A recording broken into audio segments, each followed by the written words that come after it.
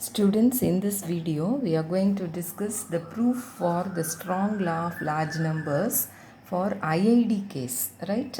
Independently and identically distributed random variables. Statement, see, let x1, x2, etc. xn be a sequence of random variables, each having finite mean mu and finite second moment, okay? Be a sequence of, let us say IID. Random variables having finite mean mu and finite second moment, then limit n tends to infinity, Sn by n converges to mu almost surely. This is the statement. See what is given, xi is a finite mean mu, so expectation of xi equal to mu for all I, you can understand. Xi is a finite second moment, so you can also say expectation of xi minus mu the whole square is less than infinity. So if it is less than infinity, let us have it as root k, okay? And if expectation of xi is equal to mu, you know expectation of xi minus mu is 0 because algebraic sum of deviations taken from arithmetic mean is always 0, okay?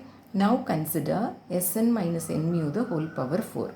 What is Sn? Sum of the variables up to n, that is summation xi, up to n minus n mu. I am taking summation outside, I can write it as xi. This is actually summation I equal to 1 to n mu. So it becomes xi minus mu the whole power 4. You are getting my point? I am writing it as summation I equal to 1 to n times of that constant. So what will I have? N mu, okay? Summation xi minus mu the whole power 4. Only for this, I am going to apply the formula which we have derived in the previous video, right? This is summation ai power 4.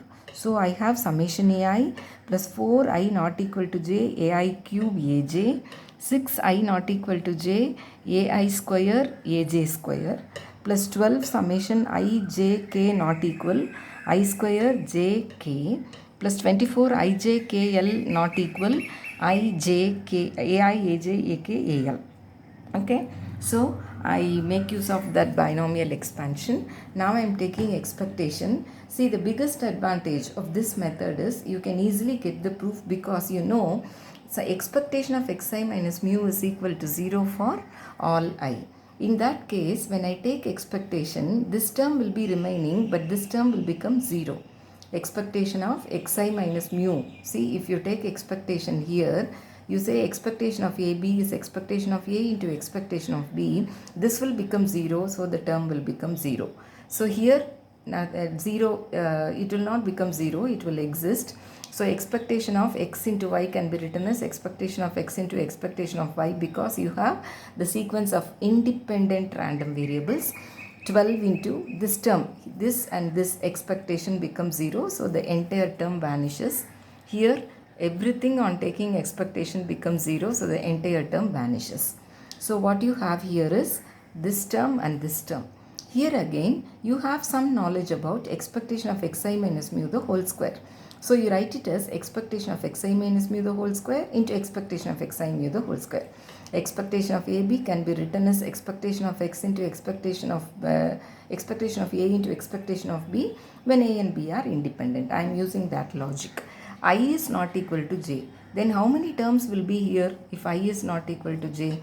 Out of n terms, you are taking 2 at a time. So NC2 terms will be there.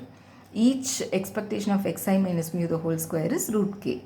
So root k. So what you get here, what it is, root k, root k. How many times? N times. N root k plus 6. What is NC2? N into n minus 1 by 2 into k.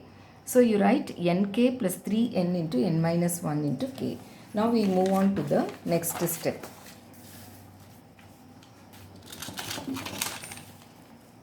See, what did you get?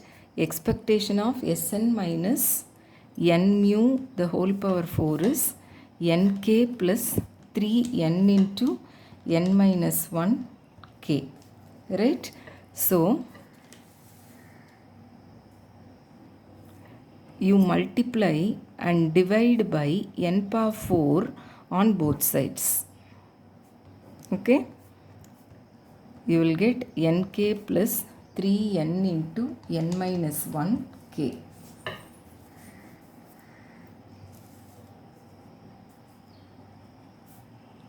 expectation of Sn by n minus nbu by n the whole power 4 is nk by n power 4 plus 3n into n minus 1 by n power 4 k.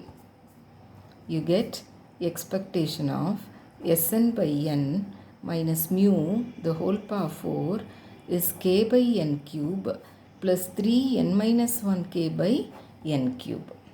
Yes, as n tends to infinity, what happens? Expectation of Sn by n minus mu the whole power 4 goes to 0. See, when n tends to infinity, this will become 0 and this term will become 0.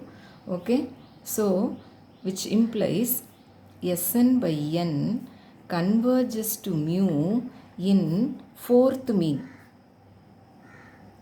that is in rth mean. Yes, convergence in rth mean. But we know that convergence, we have studied a theorem that convergence in rth mean implies almost sure convergence,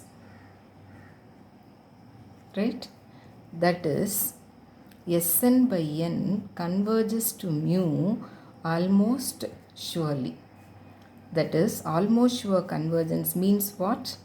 Strong law of large numbers. That is, strong law of large numbers is proved. Okay, fine. Go through the theorem. Thank you.